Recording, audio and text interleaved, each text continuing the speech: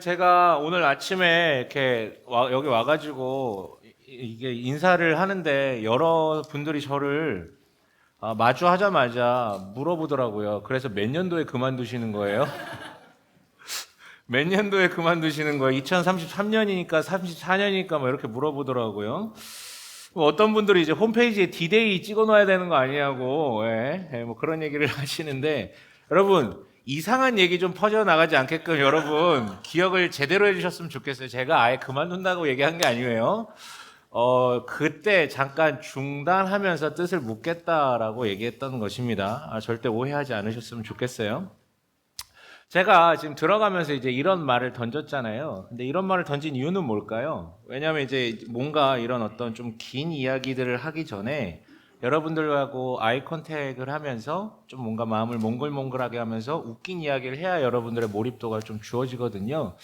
그래서 사실은 저를 희생해서 이 강의를 좀 시작하는 것입니다. 그리고 대부분의 약간 긴 컨텐츠들을 다루는 그러니까 것이라면 설교든 강의든 혹은 여러분들이 보는 영상들이든 긴 강의일수록 이제 오프닝 있잖아요. 한 3분 정도의 그 독자들의 혹은 이제 청자들의 시선을 뺏지 못하면 사실 그 다음에 아무리 좋은 내용을 갖고 있어도 잘 들어오지 않거든요. 그래서 여러분 장편 소설도 비슷하게 흘러갑니다. 그래서 첫 문장, 첫 문단에 사람들의 시선을 어떻게 흡수하느냐에 따라서 관건이 좀 생기거든요. 그 뒤에.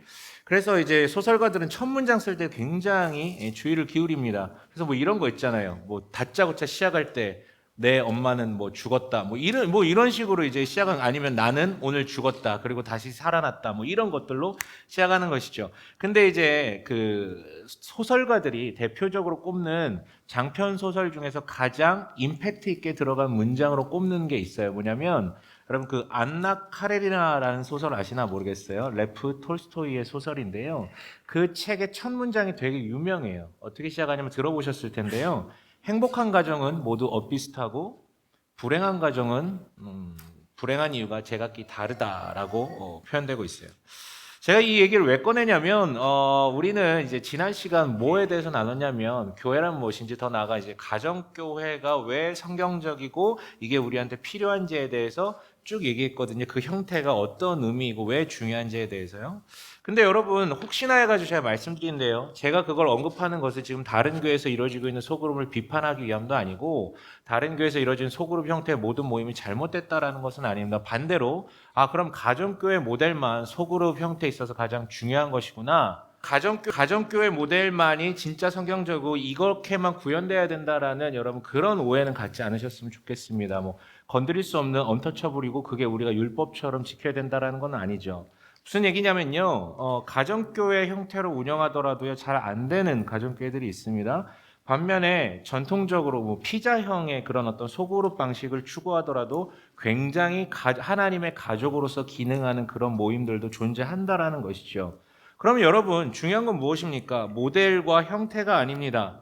안나 카레리나가 말하잖아요. 행복한 가족은 거의 엇비슷하다니까요. 그게 형태가 엇비슷한 게 아니라 굉장히 엇비슷한 요소들이 있다라는 것입니다. 하나님의 가족 역시 마찬가지입니다. 그래서 그 하나님의 가족도요, 뭐 어떤 형태를 취하든지 굉장히 잘 가족화되는 곳들은요, 우선은요, 하나님께 전적으로 헌신된 리더가 있더라고요. 정말로 자신의 삶과 방향성에 대해서 하나님께 온전히 내어드린 내가 이 사역을 하겠다라고 완전히 뛰어든 사람이에요. 그리고 그를 퍼스트 펭귄으로 해가지고 한 두세 사람 정도가 함께 뛰어드는 멤버가 있다면 결국은 그게 되더라고요. 중요하지만 다시 말씀드리지만 하나님은 늘 누굴 부른다고요? 한 사람을 부른다고요. 회심한 한 사람을요.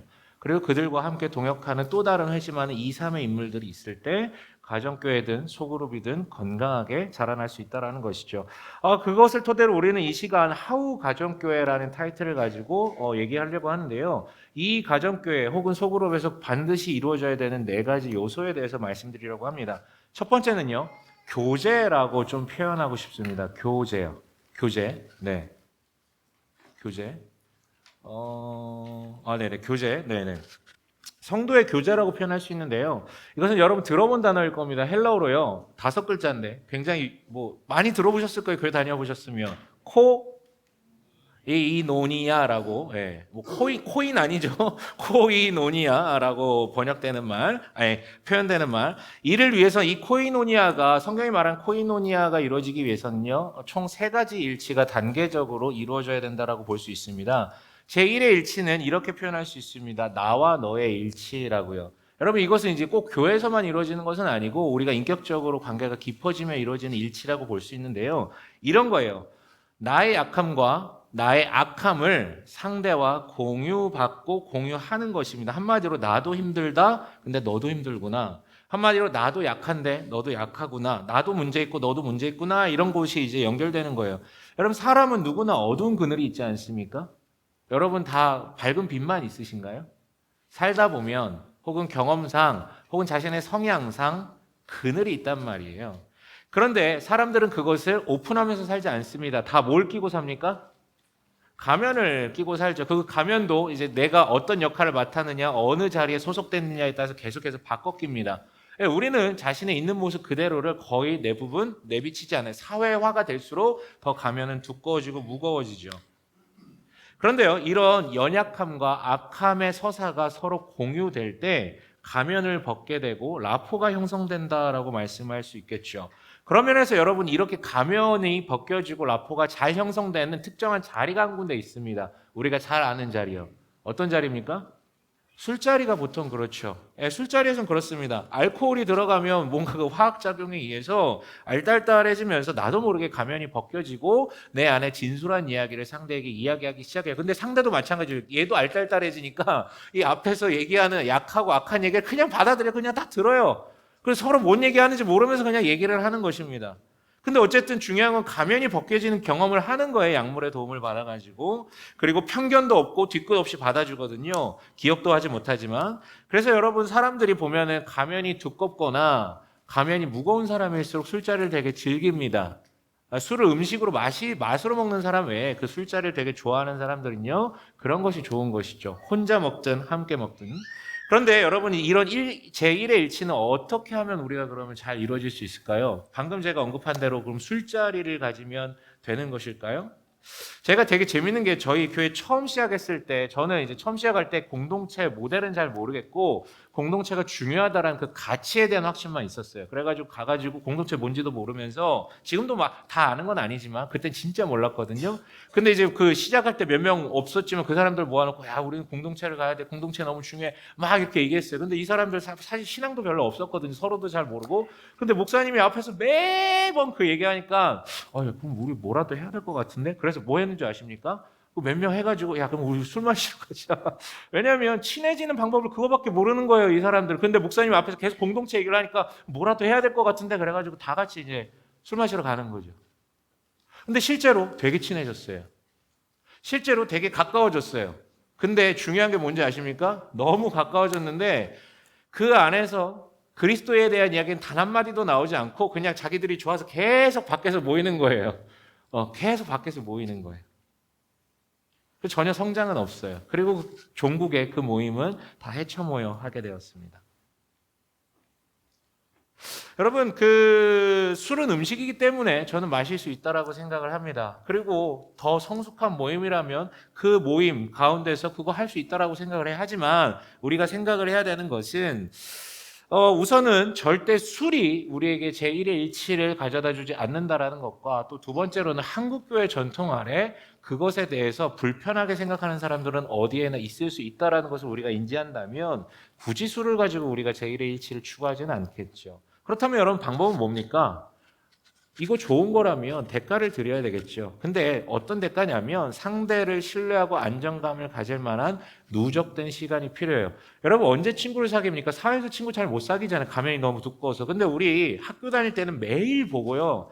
매일 같이 놀고 뭔가 이득을 취하지 않았기 때문에 마음을 터놓고 얘기할 수 있는 친구들이 생겼었습니다. 근데 사회화가 돼버렸잖아요, 우리는. 그래서 좀 쉽지는 않지만 그래도 꽤 오래 누적된 시간이 필요합니다. 그리고 시간만 있으면 안 되고 추억도 필요해요. 그래서 여러분 이렇게 1박 2일 정도라든가 이렇게 MT를 할 때 이렇게 뭔가 좀 밤에 약간 좀 분위기도 좋고 그렇게 잠도 같이 자고 하면서 그때 조금 이렇게 라포나 추억들이 형성되는 것이거든요. 그래서 시간이 굉장히 필요합니다.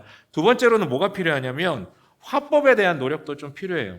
저희 교회도 꽤나 있으세요. 그러니까 단순히 내향적인 것을 떠나서 자기 얘기를 좀처럼 안 하시는 분들이 있어요. 그러니까 단순히 말수가 적은 게 아니라 자기 얘기를 안 하는 사람들이 있어요.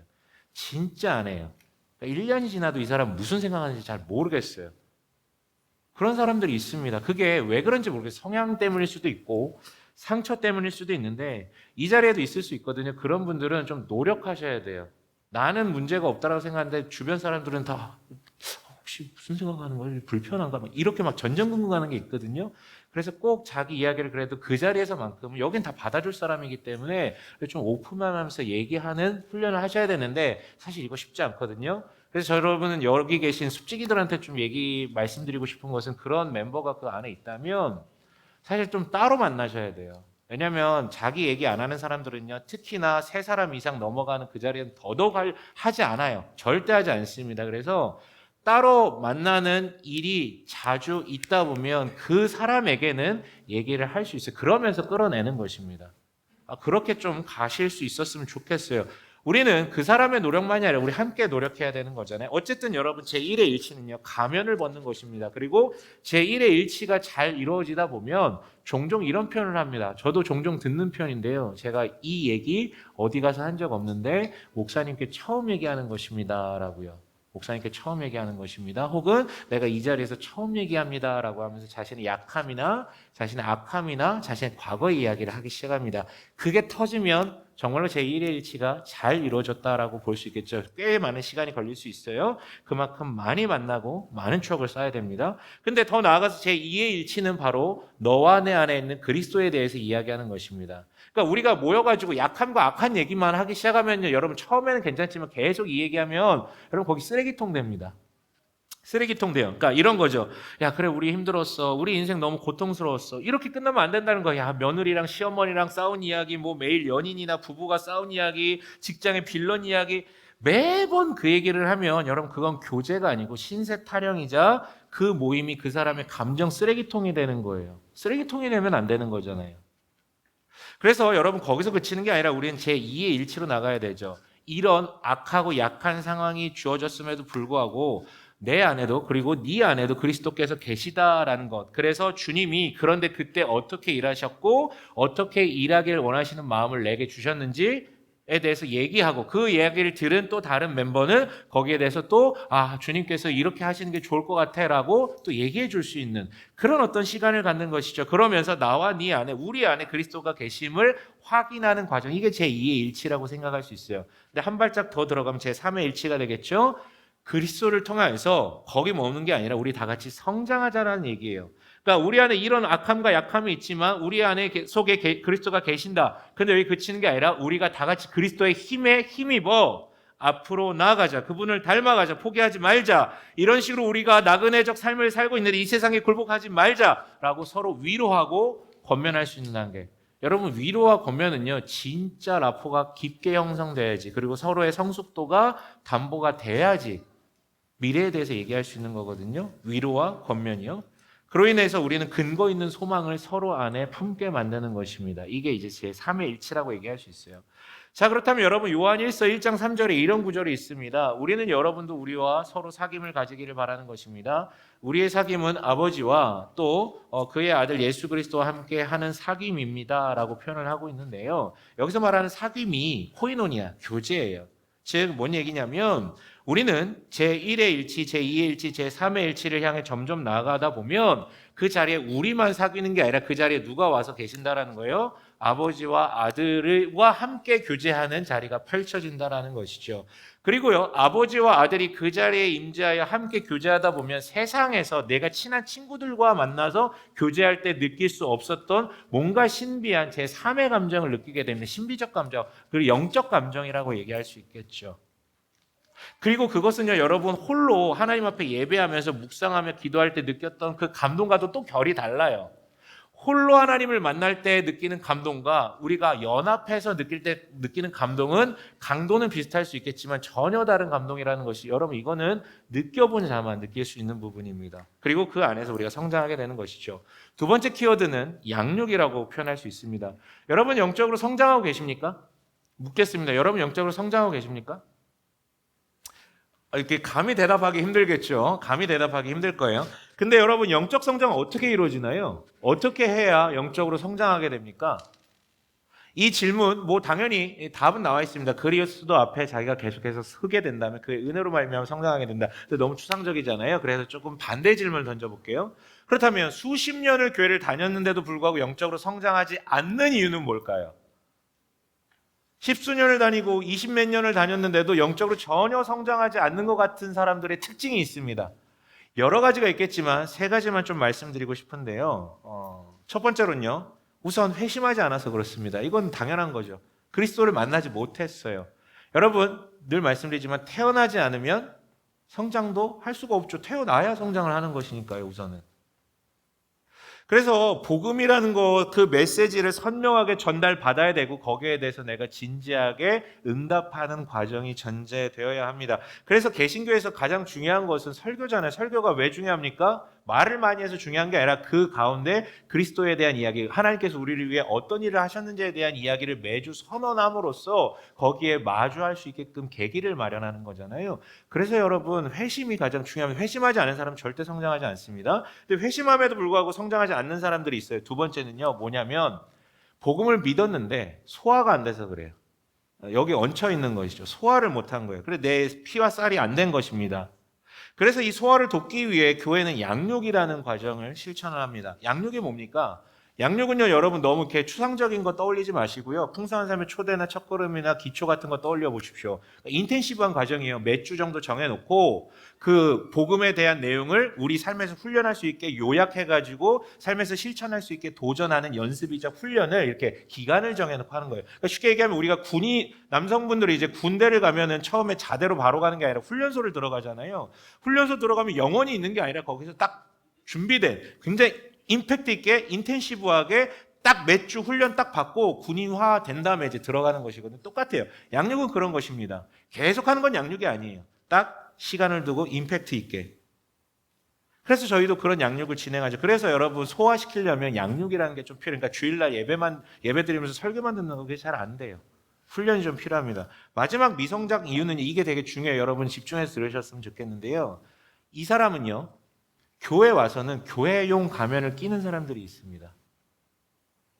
그러니까 교회 와서는요, 되게 거룩하고 신앙 있는 척 교회용 가면을 끼고 사는 사람들이 있어요. 이 사람은 절대 성장하지 않습니다. 왜냐하면 이 사람은요, 하나님 앞에 가면 벗는 법을 배우지 못했고요, 사람 앞에 가면 벗는 법을 배우지 못했기 때문에 이 가면을 벗고 나의 있는 그대로가 하나님과 마주돼야 되고요. 가면을 벗고 사람들과 사랑을 주고받는 이 연습이 충분히 돼야만 성장할 수 있거든요. 그런데 이런 분들의 특징은 교회 안에 공동체가 없다라는 것입니다. 그러니까 나를 알고 내가 아는 사람들이 별로 없다는 거예요. 그래서 좋은 모습만 딱 그냥 가면 끼고 그 얼굴만 보여주고 돌아간다라는 것이죠. 그래서 여러분 정말 저도 이제 이거 강의 정리하면서 다시 한번 결심한 건데요. 이런 분들에게는 양육을 굳이 시킬 필요가 없습니다. 양육을 오히려 자제해야 돼요. 그분이 먼저 나는 더 배우고 싶습니다. 더 성장하고 싶습니다. 해도 예전에는 제가 다 했던 것 같은 그런 귀한 마음을 갖더니 근데 제가 하다 보니까 소위 말해 이 공동체적 연습과 참여가 없는 상태에서 그 다음 양육을 계속 받잖아요. 그럼 어떤 게 생기냐면 머리만 커지고요. 내가 이런 과정을 수료했다라는 자기 의의만 생깁니다. 그러니까 그 순간에는 좋아요, 그 사람은. 근데 전혀 성장하지 않습니다. 그래서 여러분, 양육은요, 저와 같은 전문 교사를 통해서 이루어지는 것도 좋지만, 솔직히 해서 진짜 양육은요, 누구랑 할 때 제일 좋냐면, 나를 아는 그 공동체 안에서 그 사람들에게, 그 안에서 나의 선배에게 받는 게 제일 좋습니다. 왜냐하면 그들은 나를 알고, 나도 그를 아니까. 여러분, 이번에 처음으로 저희 교회에서 성도 간에 풍삼기 전수를 했어요. 풍삼기를 그동안은 이제 제가 하고 목사님들이 했는데 성도 안에서 좀 이루어졌어요. 두 팀이 있었는데 그 중에 한 팀은 이제 한 공동체 안에서 이루어졌죠. 여기 앉아 계신 이제 박하나, 하필 또 같이 앉아 계시네요. 네, 박하나 양진쌤이 이렇게 이루어졌었거든요. 근데요, 제가 이제 풍삼기가 이렇게 끝나면 따르미를 별도로 신방을 해가지고 어땠었는지 이제 물어봅니다. 근데요, 이제 아마 다음 주나 다다음 주에 양진쌤 이렇게 영상에 나오는 거 아마 이제 나올 거예요. 이제 찍기로 했거든요. 비웃어 주지 마세요. 흐뭇하게 바라봐 주셨으면 좋겠는데 제가 잠깐 얘기하면 이제 양진쌤님을 제가 만나가지고 대화를 했는데 고백을 하는 거예요. 뭐냐면 나는 정말로 그리스도를 믿고 있었고 꽤 건강하게 신앙생활을 한다라고 생각을 했는데 정말 여전히 믿지만 이번 이 계기를 통해서 중간에 한번 거의 제2의 회심과 같은 큰 전환이 있었다라고, 너무 큰 도전과 은혜와 전환이 있었다라고 고백을 하더라고요. 제가 그 이유를 듣게 됐는데 결론은 이거예요. 뭐냐면 서로가 서로를 너무 잘 아는 거예요. 너무 잘 아니까 그냥 잘 모르는 사이였으면 웃으면서 그냥 지나갔을 만한 건데 굉장히 집요하게, 그러니까 신뢰가 있으니까 이금희한테도 집요하게 묻고, 이금희도 이 사람을 너무 잘 아니까 집요하게 묻고, 그러다 보니까 막 3시간 막 얘기하다가 팡 터졌다라고 하더라고요. 정말. 물론 이금희가 말을 잘했을 수도 있겠지만 예상치 못한 곳에서 이제 터져 나오는 거예요. 그래서 제가 그 얘기를 다 듣고 그 얘기했어요. 야, 당신 나랑 했으면 이런 거 못했을 것 같다. 왜냐면 제가 뭐 잘 아는 건 아니지만 되게 염려도 많고 생각도 많고 자기를 막 잘 드러내는 스타일은 아니거든요. 저 친구가. 아마 저랑 했으면 재밌게 했겠죠. 좋은 게 좋은 거라고 웃으면서 자기가 할 수 있는 얘기까지만 하고, 그리고 저는 뭐 더 물을 수도 없어요. 다 모르니까 이 사람의 삶을. 근데 이제 매주 보고 막 치열하게 알고 하다 보니까, 집요하게 가다 보니까 이렇게 된 거예요. 그래서 얘기했어요. 아, 내가 한 것보다 정말 잘 됐다라고요. 그런데 여러분, 따름이만 좋은 건가요? 아니요. 늘 말씀드리지만 양육에 있어서 이금이와 따름이 관계가 있다면 더 사실 도전되고 더 성숙해가는 것은요, 따름이가 아니라 사실 이금이에요. 왜 그러냐면 우리가 다 아시잖아요. 가르칠 때 가장 크게 배운다라는 사실을. 그러니까 내가 듣고 배우는 것보다 누군가를 가르치기 위해서 준비할 때 훨씬 그 교사의 성장이 크거든요. 그리고 자기가 준비하면서 자신의 본 모습을 또 하나님 앞에 직면하게 되고요. 그리고 여러분, 이금이가 왜 더 좋냐면 이것은 이끌어 본 사람만 알 수 있는데 저는 그걸 되게 많이 경험했습니다. 뭐냐면 나 진짜 별거 아닌데 이런 나를 통해서 누군가에게 하나님의 복음에 대해서 이렇게 양육시키는데 이 사람이 변화되고 전환되는 것을 보면 너무 기뻐요. 저는 사실은 제가 목회하면서 저를 기쁘게 만드는 가장 큰 요소가 그겁니다. 안 믿던 자가 영접하는 거, 믿는 줄 알았는데 참 별 볼 일 없이 누워있던 자가 갑자기 새 힘을 입고 얻고 일어나는, 이런 장면을 볼 때 가장 희열을 느낍니다. 그래서 여러분들에게요, 풍삼기까지는 아니지만 풍삼초에 이금희를 해보라고 계속 도전하는 이유는 그겁니다. 여러분, 우리가 충분히 수준이 돼서가 아니라 해봐야 돼요.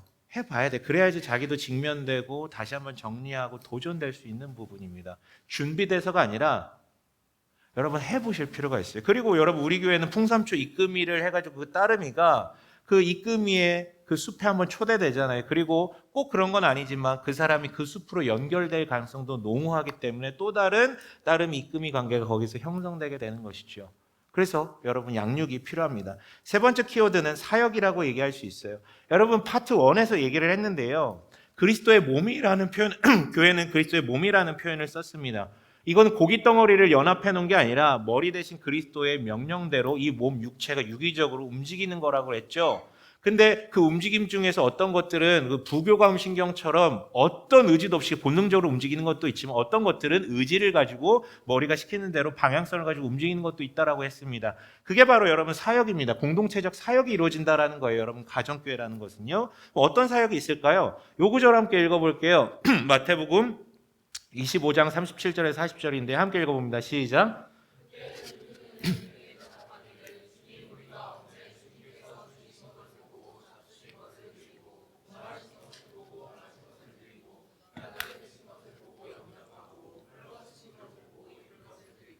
언제 병들으시거나 감옥에 갇히신 것을 보고 찾아갔습니까? 하고 말할 것이다.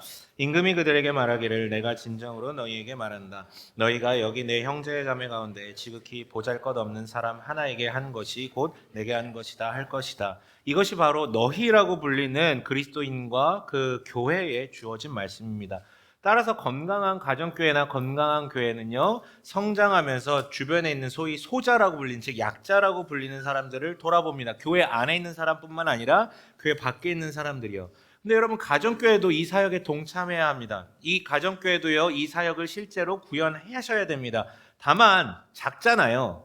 그래가지고 갖고 있는 자원이 너무 적기 때문에 많은 것을 할 수 없죠. 하지만 반대로 장점도 있습니다. 왜냐하면 작기 때문에 쉽게 가볍게 움직이고 도전할 수 있다라는 그런 장점도 있죠. 다만 유의해야 될 게 있습니다. 성숙도가 다르기 때문에 모두가 여기 참여할 필요도 없고 무거운 것 할 필요도 없다라는 것입니다. 아직 저희는 이 정도까지 단계에 가지 않았지만 이것은 이제 앞으로 이루어져야 되는 것이라고 생각하고 기억하셨으면 좋겠어요. 그래서 모두가 참여할 필요 없고 무거운 걸 할 필요도 없는데 예를 들어 볼게요. 저희 집은요 자녀가 2명이 있습니다. 그렇죠? 재은이와 준하가 있어요. 근데 집안일이라든가 심부름은 누구한테만 시킬까요? 재은이한테만 시킵니다. 왜 그렇습니까? 왜 여러분 준하 무시합니까? 무시하셔도 됩니다. 네, 무시하셔도 됩니다.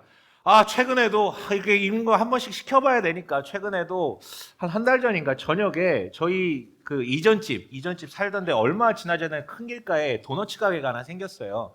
그 하이웨이 주유소 건너편에 도너츠 가게가 생겼는데 저희 아내가 그 찹쌀 도너츠 되게 좋아하거든요. 그런데 이제 저녁에 그것을 사주고 싶은 생각이 딱 들었는데 그래서 이제 그 준하한테 한번 도전을 시킨 거죠. 준하야, 카드 줄 테니까 거기 가가지고 이거 좀 사와 줘. 근데 우리가 못 믿거든요. 그래서 자세하게 디렉팅을 해줬어요. 나가서 왼쪽으로 꺾어가지고 큰 길까지 가서 버스 정류장 있으니까 그 앞에 보면은 그 도너츠 가게가 있어. 그래 거기서 이만큼 사오면 돼라고 굉장히 디렉팅, 초등학교 1학년한테 하는 것처럼 다 해줬어요. 그리고 갔죠. 근데 한 10분이 지났는데 안 와. 보통 10분이면 와야 될 때거든요. 그 정도면 되게 가까워요. 걸어서 2분 거리거든요.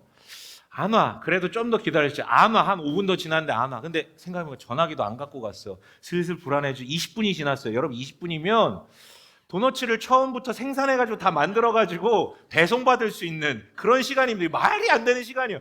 불안해지죠. 저녁이니까. 그래서 이제 재훈아 나가봐. 나갔죠. 재훈이가 우선 나가야 됩니다. 우리 이제 순서가 있습니다. 예. 여러분, 정지하지 마세요. 정지하지 마세요. 네.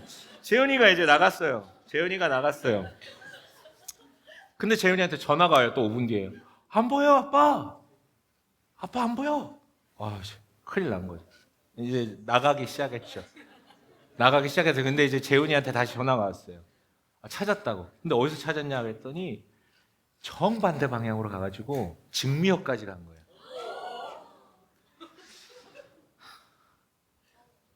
그러니까 여러분 걱정하지 마세요. 그 다 돌아다니는 그 저희 생활 반경이에요. 그래서 전혀 모르는 데 간 건 아니에요. 근데 너무 이해가 안 되는 거. 아니 바로 앞에 다 디렉팅을 해줬는데 어떻게 정반대 방향으로 가지?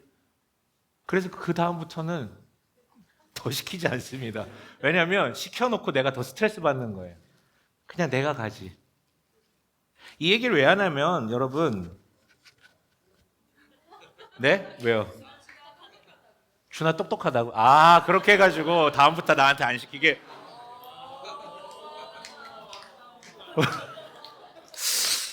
그 정도로 머리를 쓰지 못합니다. 네네. 제가 제 아들을 아는데요. 네, 아무튼. 여러분 그런 겁니다. 그러니까 준비된 사람부터 하는 거예요. 뭐 무조건 다 같이 해야 되거나 그런 거 아닙니다. 그리고 즐거움을 나누게 될 때 사람들이 참여하는 거죠. 그런데 여러분 사회적 소자만을 우리가 사역하는 게 아니라 영적 소자를 우리가 찾아 나서야 됩니다. 찾는 이 사역이죠. 어제 제가 말씀드렸습니다. 예루살렘 교회에 말씀드렸죠. 근데 거기 폭탄이 한번 떨어졌다라고 말씀드렸습니다. 그렇죠? 스데반 집사가 죽었죠. 어마어마한 비극입니다. 근데 그 일로 말미암아 어떤 일이 일어났다고요? 사람들이 본래 자기가 살던 로마 제국 전역으로 흩어지게 됐다고요. 이런 일이 왜 일어났습니까? 그러니까 예루살렘에 왔다가 오순절에 예수를 믿게 됐는데 너무 좋아가지고 거기서 그냥 다 자기들끼리 여기가 좋사오냐고 자기들끼리만 뭉쳐있는 거예요. 근데 예수님께서는 분명히 말씀하셨거든요. 사마리아 땅끝까지 이르러 증인이 되리라. 복음을 가르쳐라. 가르쳐 지키게 하라 얘기했는데 자기들끼리 너무 좋아서 거기만 있으니까 어떻게 보면 이게 사건이 계기가 됐던 것이죠. 마찬가지입니다. 여러분 우리끼리만 좋으라고 공동체라는 게 아니에요. 전혀 그런 게 아닙니다. 우리를 통해 찾는 이가 예수께 나오지 않으면 그 공동체는 그냥 그리스도의 몸이 아니라 그냥 동아리예요, 동아리. 기독교 동아리예요.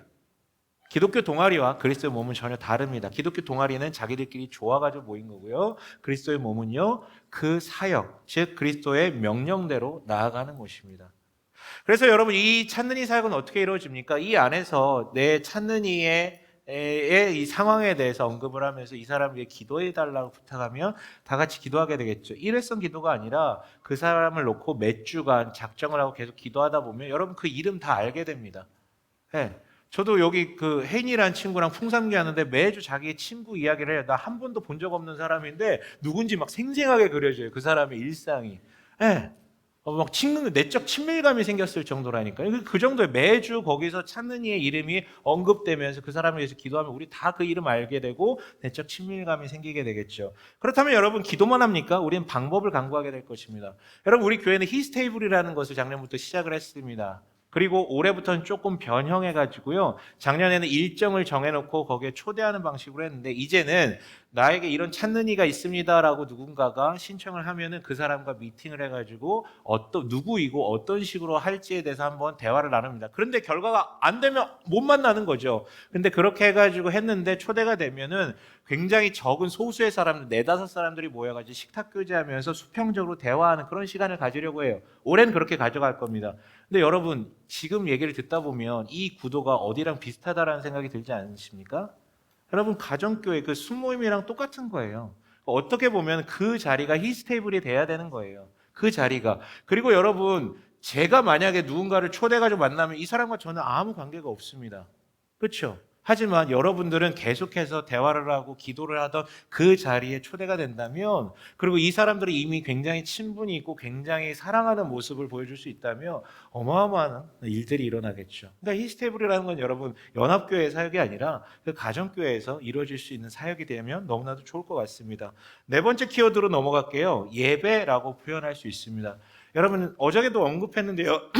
1세기 교회 예배 이야기 아마 거의 다 읽으셨을 거라고 생각을 하고요. 안 읽으신 분은 꼭 읽어보십시오. 지금 이거 필독서입니다. 풍삼첫 연장하면서 읽었던 필독서입니다. 가장 최근에 읽으셨죠? 책 좋았습니까? 책 쉬웠습니까? 네, 네. 더 묻지 않겠습니다. 더 물으면 이상한 대답 할 것 같아서. 예, 여러분 그 책 되게 이야기체라 재밌고요. 되게 도전되는 게 있는데요. 이 책을 읽으신 대부분의 사람들은 가장 인상적인 부분이 어디에 있냐라고 물어보면 거의 대부분 이 부분을 얘기를 해요. 제가 읽어드릴게요. 이렇게 되어 있습니다. 어느 정도 식사와 교제가 이게 주인공 입장에서 서술하는 거예요. 어느 정도 식사와 교제가 지난 후에 이제 예배가 시작되는 건가? 글레멘드에게 물었다. 그러자 그는 나를 의아하게 쳐다보면서 입가에 미소를 띠며 대답했다. 집으로 들어오면서 실제로 예배는 시작되었지. 이게 뭔 얘기입니까? 그러니까 이 주인공은 이 낯선 곳에 찾아와가지고 이제 밥 다 먹었으니까 이제 뭔가 식순에 맞춰서 예배 진행되나 보다 하고 기다리고 있으면서 근데 사람들이 뭐 그런 게 없는 것 같아 물어본 거예요. 언제 예배가 시작됩니까? 그랬더니 그 호스트가 얘기하는 거죠. 웃으면서 야, 너 들어올 때 밥 먹을 때부터 이미 다 예배는 시작되었어 라고 얘기를 해주는 거예요. 그러니까 여러분 가정교회 모임은요 사실 모임 자체가 A부터 Z까지 다 예배라고 볼 수 있어요. 그러니까 예를 들어 밥 먹는 것도 예배 하나님 앞에서 하는 것이라는 것이죠. 그러니까 밥 먹을 때 우리가 지 먹고 싶은 반찬에 집중하는 것이 아니라 밥을 먹으면서도 서로를 살피고 그들이 하나님 앞에서 잘 서 있는지를 묻고 그 사람의 이야기에 대해서 귀를 기울이고 경청한다면 그 자체가 여러분 예배라는 것이죠. 하지만 이거는 너무 이제 넓은 의미의 예배고요. 조금 이게 예배 의미를 좁혀가지고 이 부분을 얘기할 수 있을 것 같아요. 골로새서 3장 16절에 이런 말씀이 있습니다. 함께 읽어볼게요. 시작. 그리스도의 말씀이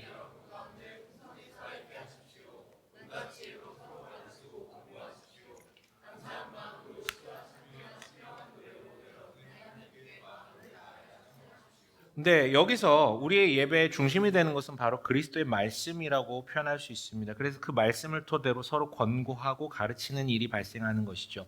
그것이 우리가 수프로를 토대로 얘기를 나누는 그 과정입니다. 우리는 같은 말씀을 들었습니다. 그리고 저는 그리스도를 중심으로 한 말씀을 여러분들에게 매주 전하려고 노력하고 있습니다. 얼마나 충분한지 모르겠지만 그렇게 노력을 하고 있어요. 그 말씀을 들은 것을 여러분들이 묵상하고 자신이 결단하고 어떻게 살겠다라고 했던 부분들을 가지고 서로 나누는 거예요. 근데 그냥 나의 어떤 인상 비평을 나누는 게 아니라 그때 이제 어떻게 살아보겠다 결단한 부분들도 있을 거 아닙니까? 그거 나누는 거예요. 내가 한 주간 이렇게 살아보려고 했다. 그래서 여러분 가정교회는 주일날 마치자마자 보통은 하지 않아요. 물론 우리는 이제 조건 때문에 어쩔 수 없이 바로 하는 경우들도 있지만 그것을 좀 소화하는 시간을 갖고 도전해본 시간을 갖고 만나는 것이죠. 그리고 그것들을 얘기하는 것입니다. 그래서 이 면에 있어서는 두 가지가 필요해요. 하나는요, 정직함이 필요합니다. 뭐냐면 내가 잘 해본 거, 성공 케이스만 얘기한 게 아니라 결단해서 시도해봤는데 잘 안 됐다. 이번 주에는 걔랑 안 싸우려고 그랬는데 또 실패했다 막 이런 얘기 하는 거예요. 이번 주에도 제가 설교 시간에 그 얘기했잖아요. 성공했니? 실패도 이런 실패가 없었어요 하는 것처럼 그런 얘기를 하는 거예요. 솔직하게 얘기하는 것입니다. 또 하나는 그게 되려면 그 내가 들었던 그리스도의 말씀을 곱씹고 기억해야 되겠죠. 그러니까 뭐 이런 거예요. 그러니까 그 주일에 예배 드리고 아무 말씀도 기억하지 않고 일주일 살아가다가 뭐 금요일이나 토요일이나 주일날 다시 만나가지고 지난주에 무슨 얘기했지? 이래버리면 답이 없다라는 것이죠. 그래서 여러분 모임할 때도 우리가 뭘 먼저 하냐면 여러분들도 하고 계신지 모르겠는데 그 설교 가이드를 다시 한번 보는 시간을 짧게 갖는 이유는 그것입니다. 근데 여러분 그걸로는 안 되고요. 여러분 제가 개인적으로 추천하는 것은 제 설교가 대단해서가 아니라 그 나눔을 위해서라도 한 번 정도는 1.5배속으로 설교 좀 들으셨으면 좋겠어요. 그게 좀 필요할 것 같습니다. 이어서 우리는 찬양이 필요합니다. 가정교회는 가정교회 특유의 찬양 방식을 추가해도 좋을 것 같습니다. 그 모임 안에 저는 기타 치는 사람 한 명 정도는 있었으면 좋겠어요. 그 기타를 치면서 같이 작은 목소리로, 왜냐하면 또 우리가 집단 주거시설 아닙니까? 아파트에서 너무 크게 부르면 안 되니까 기타 치는 사람과 함께 그렇게 이렇게 찬양, 그냥 그 직전 주일날 불렀던 찬양 중에 한 곡 함께 부르면서 나아갔으면 좋겠고요. 기타 치는 사람이 없다면 잘 못 치는데 억지로 치게 하지 마세요. 서로 힘드니까. 네, 그 사람도 힘들고 우리도 힘드니까 굳이 일부러 치실 필요는 없고요. 그러면 쉬운 노래 있잖아요. 쉬운 노래.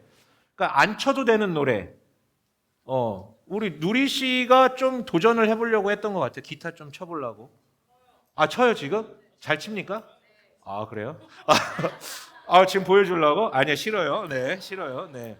아무튼 기타 치는 사람 없으면 뭐 예배 못 합니까? 쉬운 노래 있잖아요. 여러분 잘 알고 있는 뭐 좋으신 하나님 이런 거, 아니면 떼제 찬양이라고 내 영혼이 뭐 이런 찬양 있잖아요. 가사 간단하고 제가 되게 낮춰서 불렀어요. 무슨 찬양인지 모르는 것 같은데 검색하면 나와요. 내 영혼이 이런 거. 네. 아니면 시편이나 기도문과 같은 것을 사용하셔도 좋고요.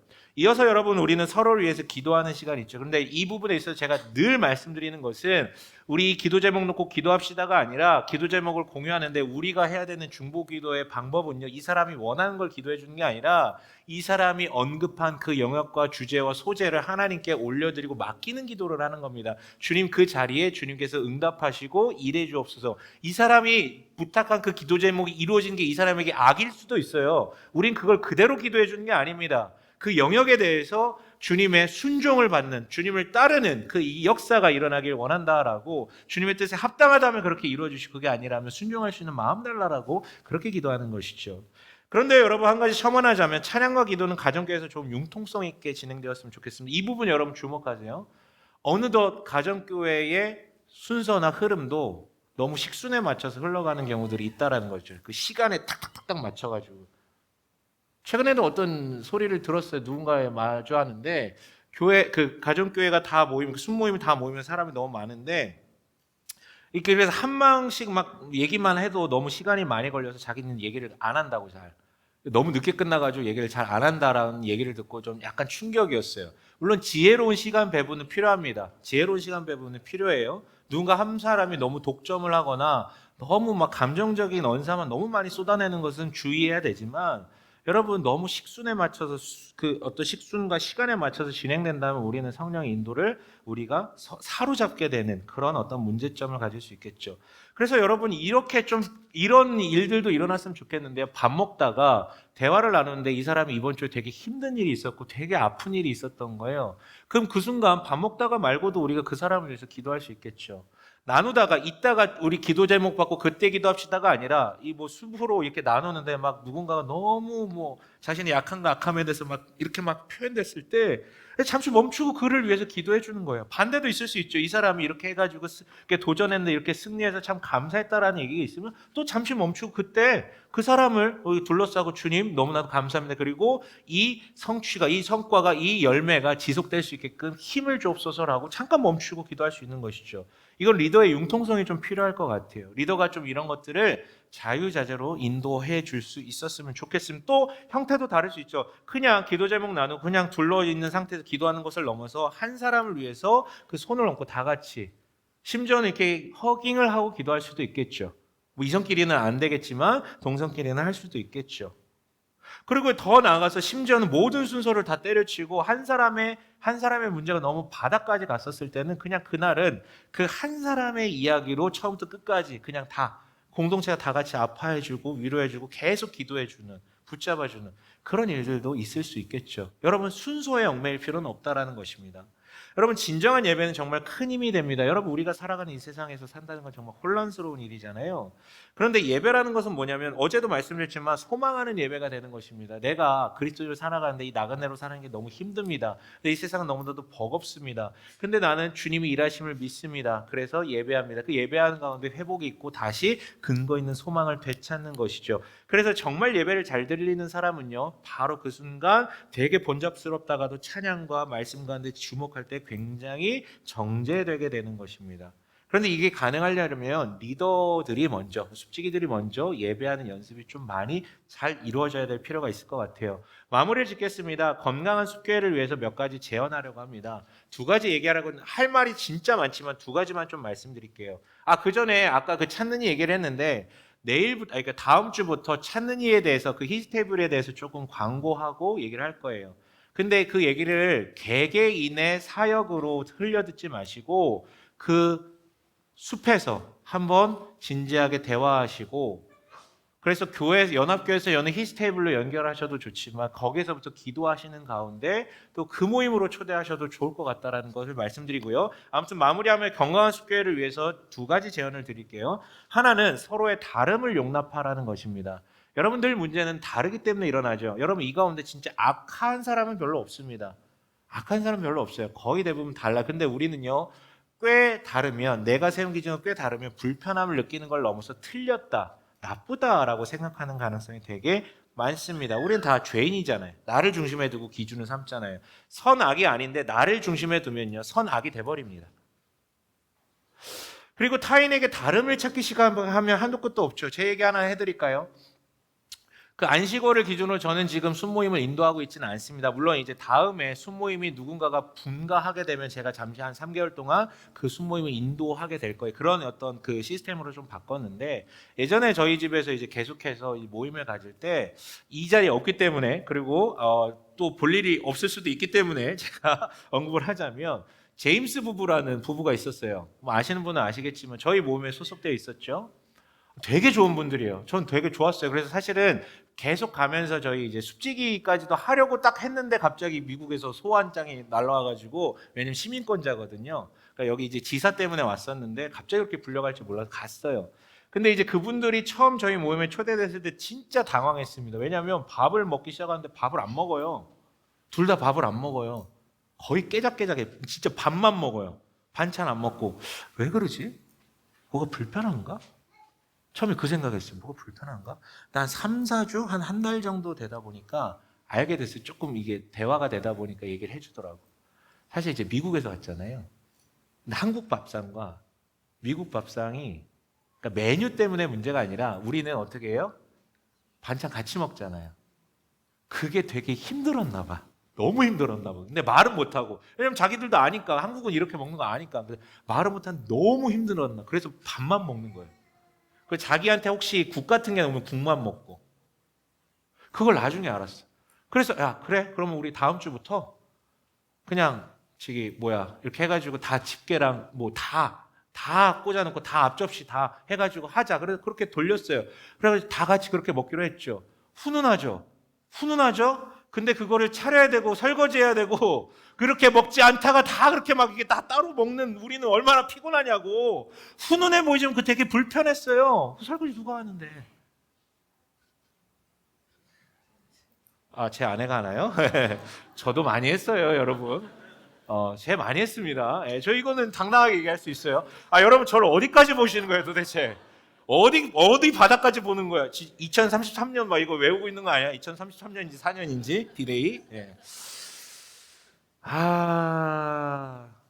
그런데 여러분 이 정도는 양반이죠. 진짜 좋은 분들이었거든요. 이 정도는 양반이지. 근데 이제 더 나아가면 되게 거슬리는 일들이 되게 많이 일어나기 시작하는 거예요. 밥 먹는데 쩝쩝거리는 뭐 이런 거부터 더 나아가서 뭐냐 말하는데 막 화법이 너무 거슬리고 틱틱대거나 뒤보지 마시고, 틱틱대거나, 아니면 뭐가 있을까요? 앞뒤에 안 맞는 말을 너무 장황하게 하거나, 아니면 나는 공감을 원해가지고 얘기를 했는데 막 너무 티스럽게 막 얘기를 하거나, 저 같은 인간. 아니면, 아니, 저걸 왜 이렇게 막 혼자 막 폭발해가지고 막 너무 감정적으로 얘기를 하거나, 늦는 사람은 늘 늦고, 막 이런 거 있잖아요. 불편하죠. 근데 여러분, 초대교회 이야기를 해볼까요? 골로새서 3장 11절에 이렇게 표현되어 있습니다. 함께 읽어볼게요. 거기에는 그리스도인과 유대인도 할례받은 자와 할례받지 않은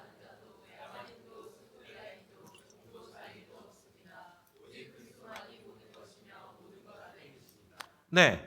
여러분, 이거 여기 나온 표현들은요, 생활 습관이나 성격 차이를 아득히 없습니다. 이건요, 여러분, 간단하게 비유하면요, 극우와 극좌들이 만나는 거예요.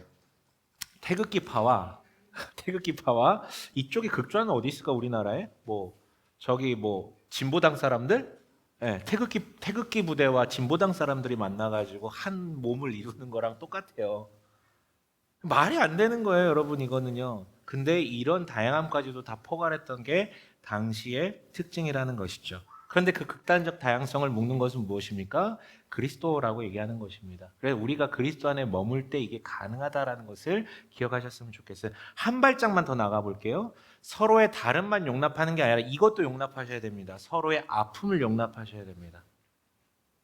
여러분, 정서적으로 아픈 사람 참 많습니다. 이 자리에도요, 제가 알기로 약 먹고 상담 받는 분들 꽤 있는 걸로 알고 있습니다. 이전에 그렇게 하셨던 분들도 있고요. 근데 여러분, 그런 게 아니더라도 여러분, 현대인들은요, 통계상 10에서 15% 빼고는 다 정서적 질환이 있다라고 통계가 나옵니다. 그러니까 고작 10명 중에 1명, 한두 명 정도만 아무 문제가 없다라는 거예요. 정서적으로 다 문제가 있습니다. 그래서 여러분, 그리스도인은요, 피차 불쌍히 여기는 것을 배워야 합니다. 쟤 왜 저래? 왜 말본새가 저래? 왜 이런 식으로 해석하지? 아니요, 우리 다 아프다니까요. 여러분, 성경에 보면 예수님께서요, 사람들 보고 계속 우세요. 자꾸 우세요. 보고 왜 울어요? 겉으로 멀쩡해 보이는데 왜 웁니까? 불쌍한 거예요. 겉으로 멀쩡해 보여도 불쌍한 거예요. 가난한 자나 부자나 다 불쌍한 거예요. 여러분, 성숙한 그리스도인들의 아주 중요한 척도가 긍휼함이죠. 상대의 아픔을 먼저 바라봅니다. 그리고 용납합니다. 근데 반대로 내가 누군가를 바라보고 그의 아픔을 볼 수 없다면, 그래서 슬퍼할 수 없다면 그건 무슨 뜻이냐면 내가 그만큼 건강하지 못하다라는 그 뜻입니다. 내가 건강하지 못해서 내가 정서적으로 뭔가에 얽매여 있다라는 거예요. 그래서 남들을 돌아볼 여유가 없다는 것입니다. 그래서 불쌍한 사람을 보고 불쌍히 여기지 못해요. 날카로워요. 비판하죠. 쟤 왜 저래?